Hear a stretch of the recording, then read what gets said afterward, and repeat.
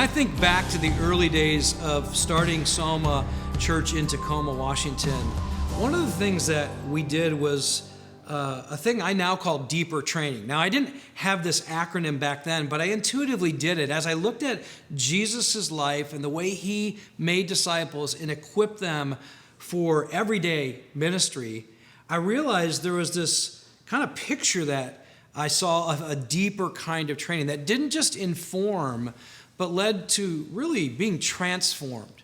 And so as you think about your disciple-making pathway, the way in which you go about training people, and I would just pause and say, this isn't probably just for training disciples. You could apply this to almost anything in life. How you raise your kids, how you train up an employee, whatever it may be. This is a kind of training that I think is so much more holistic and effective than us just telling people what to do. So I want to use this acronym, D.E.E.P.E.R, and just walk through how you might be able to do deeper training with the people that you're responsible for. First, D, demonstrate. Now, when in Jesus' life, we see this really clearly. He says things like, if you've seen me, you've seen the Father. He keeps telling them to watch what he does. There's not a thing that Jesus asked his disciples to do that he hasn't first done in front of them.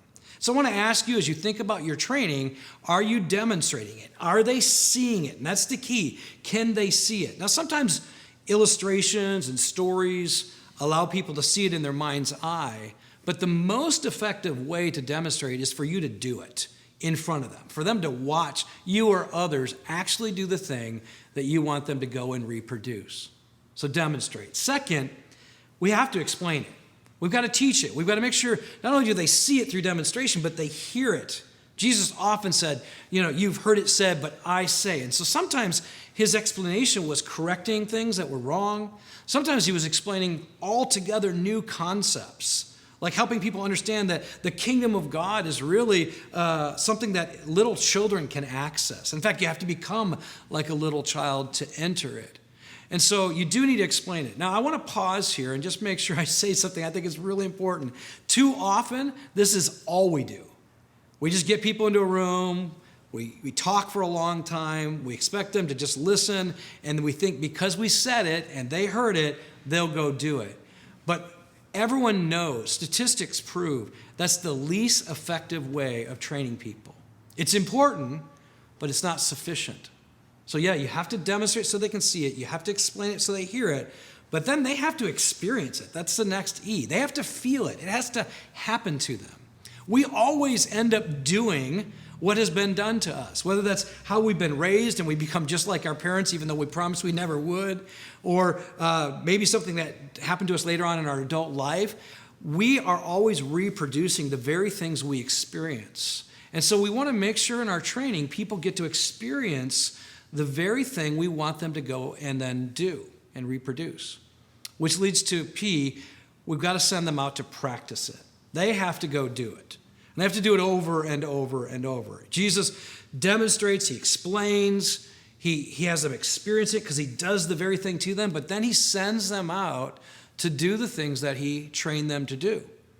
And sometimes he sent them out over and over again to practice over and over again. So as you think about your training, ask yourself, is there any practice? And ideally, the practice is done in such a way that you can see what they do, because the last E is expose. Good training exposes what we can and cannot do. It exposes what we do or do not know. It exposes what we maybe struggle to believe. It shows our fears, our insecurities, our sense of our confidence in a very thing that we believe in. So I love what Jesus did. He exposed them through sending them out to do the things he asked them to do. They would come back and they'd say things like, hey, we saw Satan fall from heaven. It was amazing. And Jesus goes, hold on. Don't rejoice in that. Rejoice that your names are written in the book of life. Or when the little children tried to get to Jesus and they tried to keep the kids from coming close, Jesus said, no. These are the ones that the kingdom of God is all about. They are the ones who are going to teach you how to enter the kingdom. Do not prevent a little one from coming to me. So he shows he exposes their weakness. He exposes their unbelief. They think the kingdom of God's for smart people, for grown-ups, for people who have it all together. Jesus over and over again lets that be exposed. That no, you've got it all wrong. The kingdom of God is for the broken, for the weak, for the young, for the people who maybe don't realize that they have a lot more to know, but they don't have to know everything to be a part of this. So he let it expose them.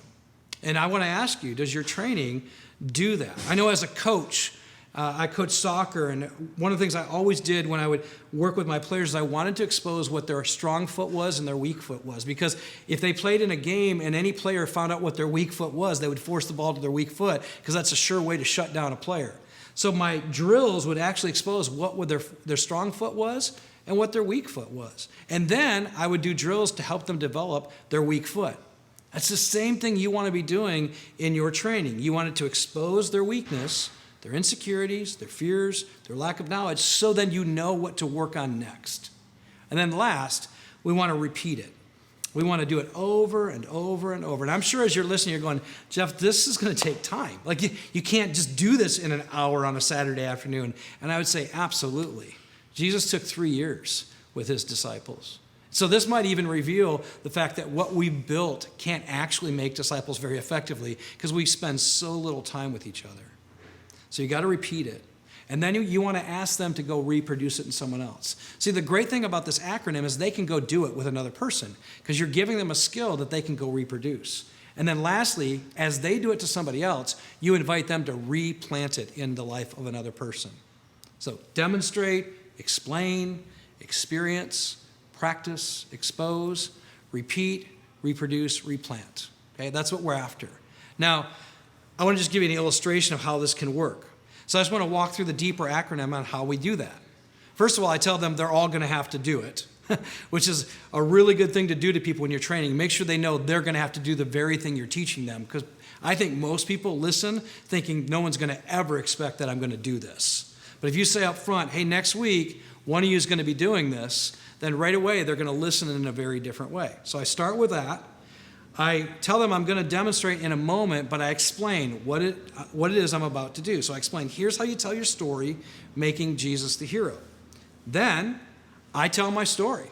In fact, the way we did it is I would actually set a timer, because I told them I was going to set a timer for them the next week. So I set the timer, I tell my story, so I demonstrate it. I've already explained how to do it. They experience it because they're hearing me become vulnerable with them about my own weaknesses, my own brokenness, my own story of Jesus changing my life. And then they know they're going to practice it. So the very next week, they're going to be on the hot seat and they're going to be doing it with somebody else, which is going to expose things they believe or don't believe. In fact, we had one guy who'd been in church all his life. And when he started to share his story the following week after I had trained and demonstrated, it became clear to him that he didn't have Jesus at all in his story. In fact, he became aware that he didn't even know Jesus. He had just been in church his whole life, but had Jesus really as an idea, a concept, but not as a personal relationship that he had with Christ.